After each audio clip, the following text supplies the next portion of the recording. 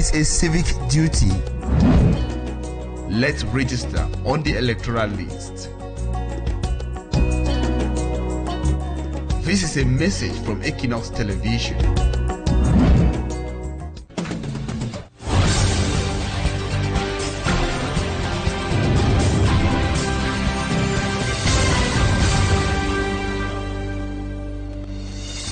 Hi there to all of you viewers of Equinoxe Television. It's 6 p.m. in Douala and it's time for the news. We thank you so much for joining us tonight. Our magistrates right away, Catholic bishops and leaders in Cameroon have remained consistent in their engagements to mobilize for a change in Cameroon through a massive electoral participation. The most recent of such calls is that of the Bishop of Bafang, Abraham Kome, who says God will not be happy with anyone who fails to vote rightfully in Cameroon come October in the country this year. Explaining the motivation of the bishops, a theologian says the bishops of Cameroon are in conformity with the engagement heads of the Roman Catholic Church. We will be telling you more in this news edition. Plus, a 23-year-old boy dies during the written session of the baccalaureate examination that was in Bafia in the central region of the country. What really happened? Details and more in just a moment.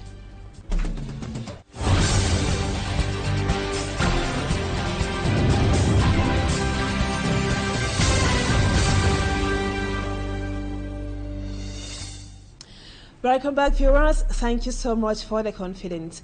We begin with this sad incident of a 23-year-old student in Bafia who died during the written session of the baccalaureate examination. His name we got as Abeb Victor Lanu, and Victor, an upper C student at Lycée Classique in Modène, according to his family, was a sickle cell patient struggling with the disease for the past years. Despite his ill health, he decided to sit in for the exams. Unfortunately, his dreams were shattered somehow.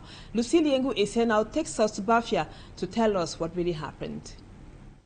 It's a bitter pill for the family of Abeb Victor Lanu, a 23-year-old student in the upper seat Espanol A4 class at Lycée Classique in Modène in Bafia in the central region, who died while sitting in for the baccalaureate examinations. The baccalaureate candidate, according to his family, was suffering from sickle cell. L'enfant a crié toujours que le cœur, tout le cœur, mais ça ne va pas, ça ne va pas. On a presque, on était avec son papa. His mother explains that just a day before the exam, he had been rushed to the hospital due to his challenging health situation, and he had been complaining of feeling pains in the chest. Là, nous demande qu'il doit aller se composer. Despite his condition, Lanu was determined to write his examination on May 26, 2025. Selon ce qu'on dit, un surveillant a refusé. His uncle further explains, upon arriving at the exam center, Lanu pleaded with the invigilator to allow him to wear his pullover over his uniform due to the cold weather and his ill health. Unfortunately, his request wasn't granted by the invigilator at Shubra, where he was writing. Commence à composer, le foie, tout ça, il n'a pas pu supporter. Il a même fait la crise. As the examinations progressed, his condition rapidly deteriorated as he was exposed to the cold weather. His family was informed when the signs were already advanced. On avait même appelé le docteur. Il n'y avait même pas de place à l'hôpital. Il a accepté parce que c'était son malade. Efforts to contact the divisional delegate for secondary education and the school administration didn't yield fruits. Victor Lanu's death has sent shockwaves through the community. Many are calling for justice and changes to prevent such incidents. Our sincere condolences to the bereaved family. And now let's talk about the man who has been committing incest forcefully with his daughters in Yaoundé. The Minister for Women's Empowerment and the Promotion of the Family has called on women who go through torture or any sort of violence to speak up for the government to react and also for the society to do so. The outing of Marie-Therese Abena Ondoa comes as one of the daughters of Saint Desiree Atango officially spoke about the sufferings and sexual assault or torture she went through in the hands of her own father. Samanji Kangi Berota Sosmo. For the first time since the incest saga burst out to the public, one of the daughters of Saint Desi Atango, Marilyn Alida Atangana, has spoken out to explain what she had been going through in the hands of who was supposed to be her father, Saint Desi Atango. According to Marilyn Alida Atangana, she has been into hell in the hands of her own father. He uses anything found in his hands, whether a machetes, knife, branch of tree, to beat me. He had even made a whip out of electrical cables for me. He has actually destroyed my body, leaving scars everywhere. Matters became worse as the father, in front of her daughter's 7-year-old child, became more brutal. One afternoon, as I was playing with my 7-year-old daughter, he came and whispered in my ears to come pay him a visit in his bedroom, which was a coded way of asking me to come make love with him. When I refused, he threw me to the ground and raped me in front of my child. In a media release signed by the Minister of Women's Empowerment and the Family, Madame Abena Undwa Ne Obama Marie-Therese, she reiterated that Section 361 of the Cameroon Penal Code severely punishes sexual practices between ascendants and descendants. The media release further calls on all other victims who are going through the same pain to speak out, because the government of Cameroon is bent on punishing anyone found guilty of incest. Like always, hopefully justice takes its course. And now over to one of our lead stories. Catholic bishops and leaders in Cameroon have remained consistent in their engagement to mobilize for a change in the country through a massive electoral participation. The most recent of such calls is that of the Bishop of the Bafang Diocese, Monsignor Abraham Kome, who says God will not be happy with anyone who fails to vote rightfully in Cameroon this year, precisely in October. Explaining the motivation of the bishops of the Roman Catholic Church, a theologian says the bishops in Cameroon are in conformity with the engagement heads of the Roman Catholic Church. For me, Armstrong Sander tells us more. The repeated calls from Catholic Church leaders for Cameroonians to massively get registered and vote for change come October 2025 is founded and rooted in the resolutions of the National Episcopal Conference of Cameroon and the engagement of some former heads of the Roman Catholic Church. According to senior journalist and editorialist Edmond Kamgia, the calls from bishops is in strict implementation of the March 2025 resolution of the National Episcopal Conference of Cameroon. In this resolution, they outline 10 essential criteria that the future presidents of Cameroon should meet. He says the importance of a strong moral voice into national conversation cannot be overemphasized, as it gives direction to Christians, confidence to citizens, and a warning to fraudulent actors. He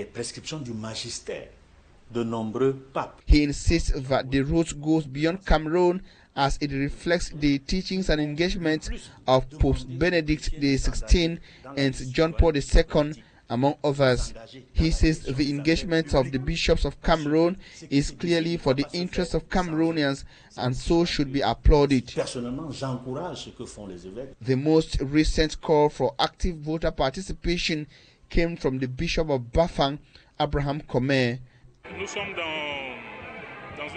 We are in an electoral year, and Christians should know that it is a decisive and important moment for them to act consciously for the general good and not for the interest of an elite class which is well established and has enough food that they do not want to let go of.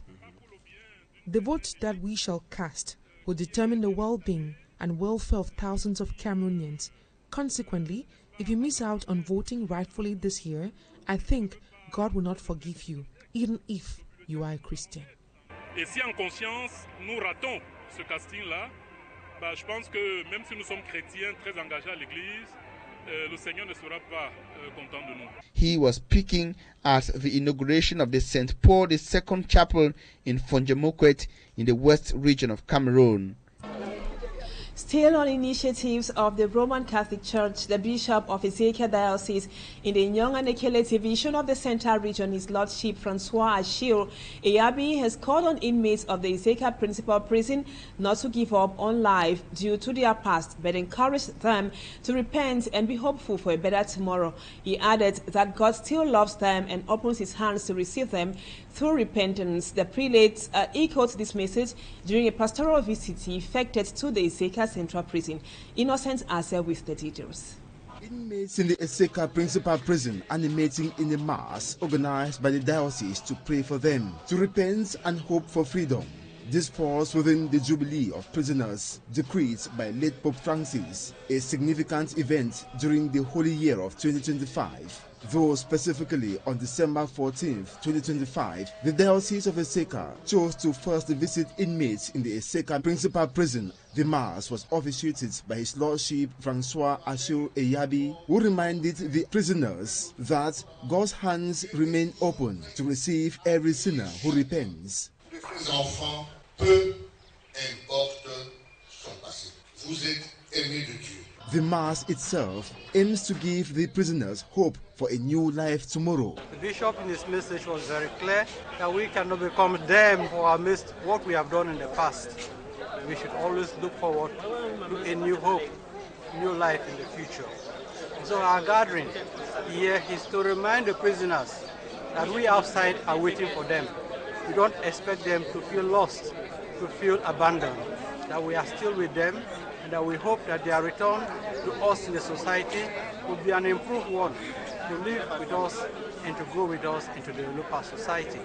The prison superintendent used the occasion to demand from the government officials present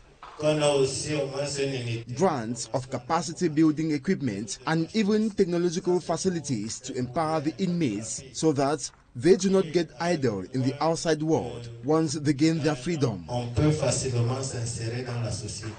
For now, some of the inmates are engaged in craft works that yield them income.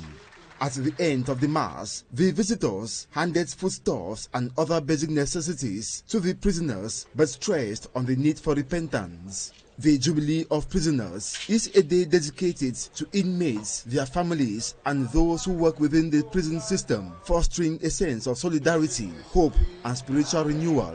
La paix soit avec vous.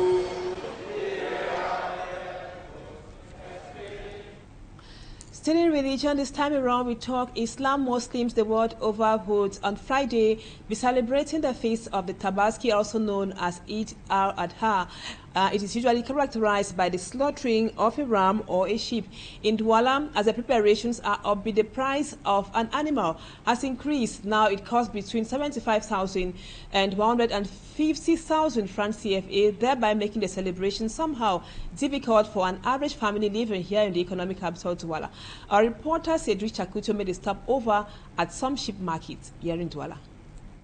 Less than 48 hours before the Feast of Tabaski, a smooth atmosphere reigns in the economic capital Douala. Here at the Texaco of Mispo, Muslim faithful struggle to buy a sheep, but not affordable for everyone. Non, par rapport aux années antérieures, quand même, l'année c'est un peu cher.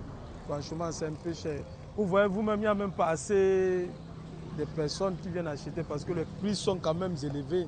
Alors, chacun vient un peu faire les prospections, il voit, on lui dit le prix. The increase in price is a result of several factors such as floods that hit the northern part of the country, increased transportation costs and multiple road checks. Tu vas commencer à payer des formalités en route jusqu'à tu arrives ici à Douala. Like Ayuber, customers roam the parks to get an idea of the prices. J'essaie de demander le prix par rapport à l'année passée. Cette année, par rapport à moi, je vois que c'est vraiment abordable. After some bargaining, the Muslim faithful managed to secure a sheep worth 150,000 francs. On m'a pu me vendre ça à 150 000. The tradition of the festival involves the slaughter of sheep in memory of the sacrifice Allah demanded of Abraham to test his faith. The Tabaski feast will be celebrated on the 6th of June 2025.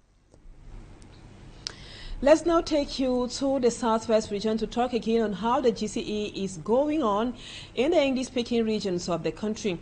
Governor Benel Kalabilai embarked on an inspection tour of some examination centers in Kumba and the Meme division of the Southwest region, while at the Government Technical High School in Barambikang and also at the Government Bilingual High School in Kumba. He expressed some satisfaction somehow with the security measures taken to ensure that the exams are void of any attacks or distractions. Immaculate Fogwe completes the story for us. Governor Benel Kalabilai on an inspection visit in some schools in Kumba, Meme division of the Southwest region. He is ensuring that the students sitting in for the General Certificate of Education GC examination are doing so in a serene and calm environment. During his tour at Government Technical High School Barumbi and Government Bilingual High School Kumba, he recommended strict vigilance during this period. In the past, it was a challenge to organize official exams. Today, we are just there to accompany the children and the parents so that at the end of the school year, everybody should enjoy the effort through the good results. That's why I want to recommend more and more vigilance because, you know, those who like to disturb are always around. So we must remain and we should remain vigilant. He praised education stakeholders for ensuring that the exams are void of any disturbance while encouraging the students to work hard for a better future. The 3 centers of exams, all the exams, the GCE and baccalaureate and the BPC, we see that all the exams are moving on smoothly. We want to congratulate the organizers who are the regional delegates, the divisional delegates, and all the administrators. He later paid a courtesy visit at the palace of Ekoko Mukete IV, paramount ruler of the Bafors. He also made an inspection visit on the Kumbai-Kondo Mudemba Road, where locals noted that work on the stretch is progressing very slowly. And now in foreign news, let's talk about these numerous attacks which have been happening in neighboring Nigeria recently. These 20 persons were killed in attacks by unidentified gunmen, precisely in the Benue state, and 5 UN aid workers killed also in another attack on a convoy heading to the Sudanese town of El Fasho. Babila Jonathan with a foreign page roundup. At least 20 people have been killed in simultaneous attacks by unidentified gunmen on several communities in Nigeria's north-central Benue state. Police spokesperson for the Benue State Police, Udeme Edet, said the attacks occurred in communities within the Gwer West and Upper areas. He adds that 12 people were killed in Upper and 10 in Gwer West, but local reports suggest the death toll may exceed 30. 5 people who survived the attacks are currently receiving medical treatment in a local hospital. 5 members of a United Nations convoy carrying aid to the war-torn Sudanese city of El Fasher have been killed in an attack. Several people were also injured and multiple trucks were burned in Monday night's assault, which took place near El Koma in the state of North Darfur. The two sides in Sudan's civil war, the paramilitary rapid support forces and the regular army, have accused each other of striking the UN convoy with drones. The UN did not say how the attack happened, but called for an urgent investigation and for the perpetrators to be held to account.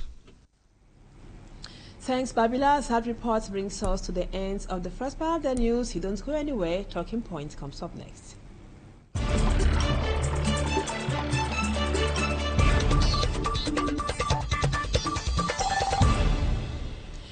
Welcome back, viewers. Our guest tonight is Charles Nana. He is a former U.S. senatorial candidate, and he will be talking to us tonight from the U.S. of A. Thank you so much, sir. Tonight we'll be talking about the power or the strength of the diaspora, the Cameroonian diaspora. Now, the presidential election would take place in Cameroon in the month of October, everything being equal, sir.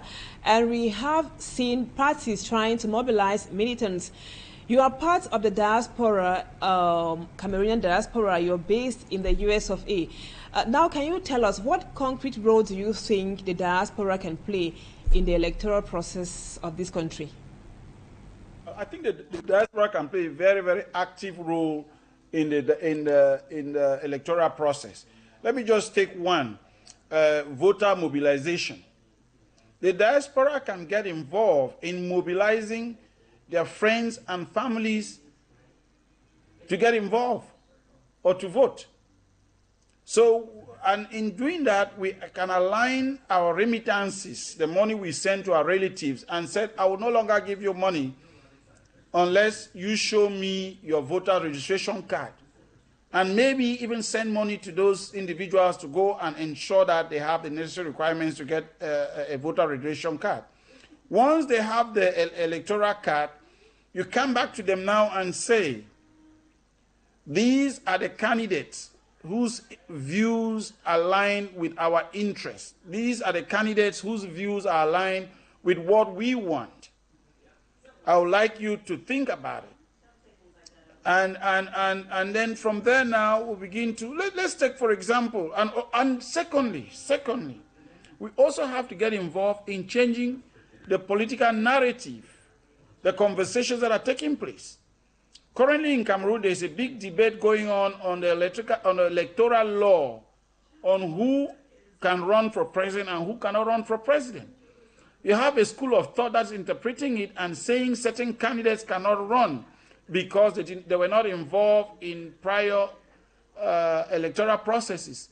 You have other legal experts that are saying, no, a member of parliament is free to join any party, and if that party has a member of parliament during the electoral process, they can present a candidate for the presidency or a candidate for president. So we have to be involved in changing, in modifying, in changing the narrative such that everyone is aware, people understand what's at stake, and get them involved in participating. So the diaspora has a lot they can do. And now, Charles Nana, the Cameroonian diaspora counts about 3 million people. What significant electoral power does the diaspora have in the political scene in Cameroon? Maybe I'm asking the question in other words. The diaspora can play a lot and can have an active role in the electoral process. Let me just take one in voter mobilization. The diaspora can be involved in mobilizing voters to go to the polls, not only going to the polls, but to even register to vote. And then the easiest way, and then one of the most effective ways, is to condition our remittances that we send to our family members or relatives or others like us who give a lot of money to schools and to elites. We say, for us to continue giving you money, you must register to vote. And we need to see your electoral card. Once they've registered to vote, then now we say these candidates are aligned to our interests. For example, dual nationality is a big deal to those of us in the diaspora. But there are certain political parties in Cameroon who still do not want dual nationality. So we will put our interests and investments, our money, our support behind those parties that think that dual nationality is a critical factor for the development of the country. So that is one of the ways in which we can do that. And then number two, we also have to help change the narrative. We have to help change the narrative. When we see certain things being done in Cameroon that is not right, that doesn't make sense, we can speak up. And we can speak up through, now you have all kinds of media, TV, WhatsApp, Facebook. So there are many ways we have to help change the narrative. Because if we are left, we allow one political party to give us or to maintain their narratives, then we are in difficulties. Just like right now in Cameroon, one of the major discussion is the electoral laws. And some are interpreting it to prevent a certain candidate from running from office. Meanwhile, the law is clear that he can have a member of parliament join his party and he...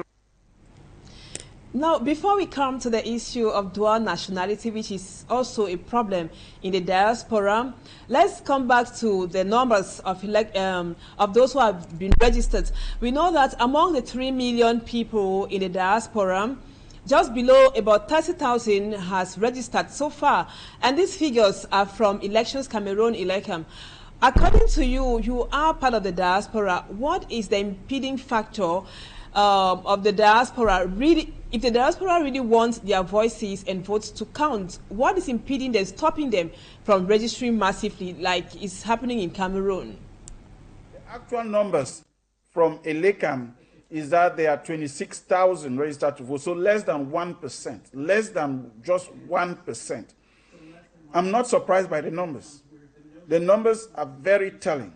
It shows a clear disconnect between Elecam and the Cameroonian electorate. Worse is in the diaspora, and there are many reasons for that. First, elections or registration takes place at the Cameroon embassies in the diaspora. The relationship between Cameroonians in the diaspora and the embassy has been more than at loggerheads. Sometimes they don't see eye to eye. And because the embassy really, most of the time, most of the Cameroonian embassies don't see Cameroonians as customers that they need to serve. They instead think that their role is to implement some of those regulations or laws that come out of Cameroon, which sometimes don't make sense for some of us in the diaspora.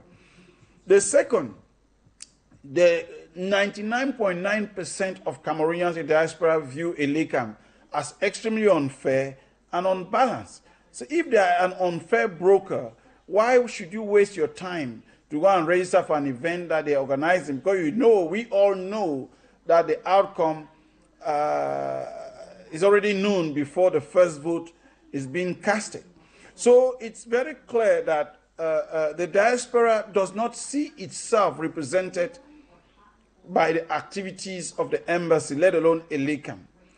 For Elecam has shown over the years that they are more interested in voter suppression, especially in opposition strongholds, areas where they are not very favorable to the ruling party, which is CPDM.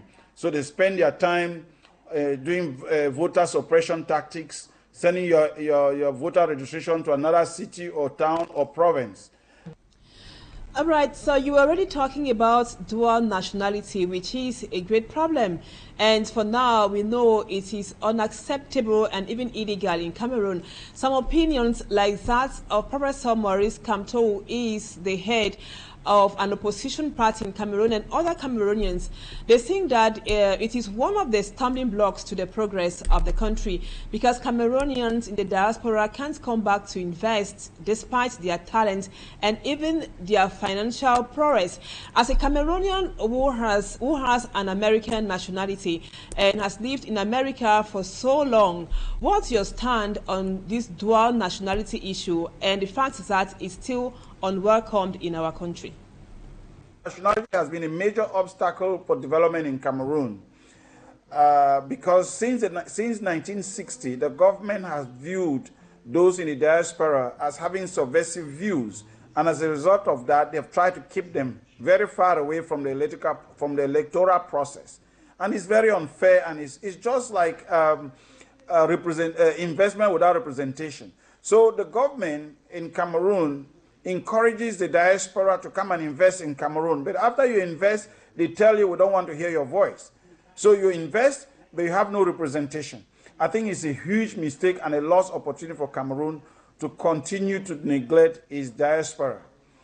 Dual nationality is almost, it's an inevitable action that needs to be taken by the next government.